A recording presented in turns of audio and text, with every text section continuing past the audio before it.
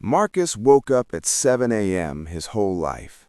Just like his father, just like his grandfather before that.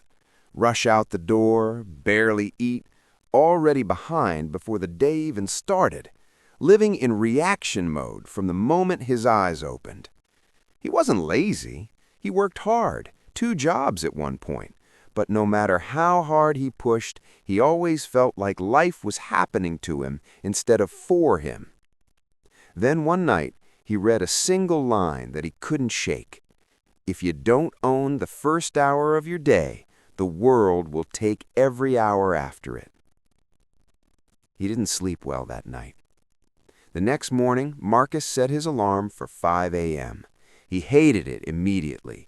It was dark, it was cold, everything in him said this was a mistake. He sat at his kitchen table with bad coffee and no plan and felt completely ridiculous. But he stayed up, and for the first time in his adult life, the world was quiet. No notifications, no demands, no boss, no bills, no noise. Just him and 60 uninterrupted minutes that belonged entirely to him. He didn't do anything impressive that first morning. He just sat there, thought about his life, where he was, where he wanted to be, how far apart those two things actually were. It was uncomfortable, but it was honest. He came back the next morning, and the morning after that. After 2 weeks, he started using that hour intentionally. Some mornings he read about money, how it worked, how it moved, how people who had it thought about it differently than people who didn't. He started understanding things about interest, about assets, about the difference between earning and building. Nobody taught him this in school. Nobody in his neighborhood talked about it, but it was all there, waiting for him in the quiet of 5 a.m. Some mornings he wrote down his goals, not vague wishes, specific targets with specific numbers and specific dates. He stuck them on the wall above his kitchen table and looked at them every single morning until they stopped feeling impossible and started feeling inevitable. Some mornings he just planned his day before the chaos took over. And those days he showed up differently, more focused, more deliberate, less reactive.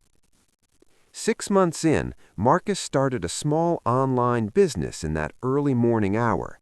Nothing glamorous, just a skill he already had, offered to people who needed it.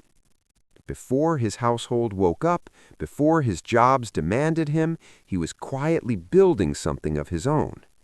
Within a year, that side income matched one of his jobs. He quit it. Marcus will tell you 5 a.m. didn't make him rich overnight. It wasn't magic, and it wasn't easy, and there were mornings he failed and slept through the alarm and felt guilty about it. But what it gave him was something he never had before: ownership. 1 hour a day that the world couldn't touch. 1 hour where he was the author instead of the character. 1 hour that slowly, quietly, completely changed the trajectory of his life.